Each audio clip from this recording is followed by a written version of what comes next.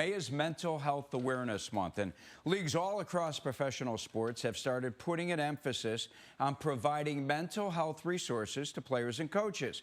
Cassie joins us with more on how the Bears are prioritizing this important aspect to their game. Yeah, and an important conversation to have in all areas of life, really. David Montgomery opened eyes last year when he opened up about his mental health struggles when he first got into the league. The NFL requires all 32 teams to have clinicians in the building at minimum on a part-time basis. But the Bears have 2 full-time employees in-house who make sure players and coaches are their best off the field. From working on self-talk and how to address outside stresses of the world, it's part of the holistic approach Ryan Poles has to running a team.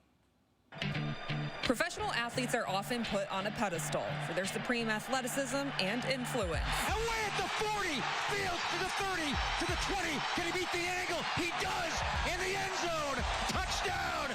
But when they take their helmets off, the guy underneath the helmet is just a guy who is a human being, who has a heartbeat, who has a family who loves him, who experiences trials and tribulations like we all do. Carla Suber is the Bears Director of Wellness, one of only 6 full-time clinicians in the NFL. She provides mental health support for players, coaches, and staff members.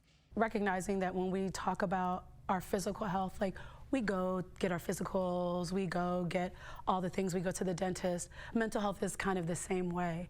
While Suber focuses on mental health, Director of Mental Skills and Performance Mike Wiley Jr. focuses on another aspect of mental wellness. The best way to think of me is as the strength and conditioning coach of the mind. My role is to help guys first identify where their areas of improvement are on the mental side of their game, and then to help them come up with tangible strategies. In 2019, the NFL and NFLPA implemented a rule that each team must have a clinician in the building for at least 8 to 12 hours a week. The Bears have been vocal on their prioritization of mental health from the top down. I have a sports psychologist I call on a monthly basis. There's pressures to this job, there's pressures to life, there's pressures, and you need someone to talk to that's professional. Ryan Poles has been vocal that he too speaks to a therapist. How much weight does it hold hearing that from a general manager of an NFL team? That was amazing. It was an amazing validation, not just for me personally or professionally, but for all of the clinicians who work in a sports space, and also as a man, a former player, that helped again break down the stigma a little bit more. That message was echoed when former Bear David Montgomery admitted publicly he was depressed his first 3 seasons and turned to help. Vulnerability is actually a strength. Talking about your areas of improvement, your areas of growth, these are things that don't make you look weak. It actually makes you look stronger to talk about it out in the open and then to work on it out in the open. Wiley says he's worked with nearly half the team to make sure they're at peak mental performance. When you see a player playing more freely, playing faster, thinking less, and reacting more, that makes me feel as if, my job actually has value.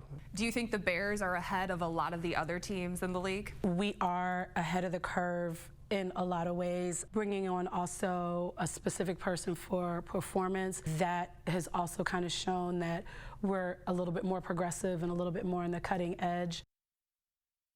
They also believe it's important that everything is in-house because there's a peace of mind for players and coaches knowing there's an extra layer of confidentiality. Suber and Wiley also played a big role in the draft process. They called themselves flies on the wall. They sat in on draft interviews and would listen and observe behaviors and body language. And they said they wrote hundreds of reports ahead of the draft as the Bears were building their draft board as well.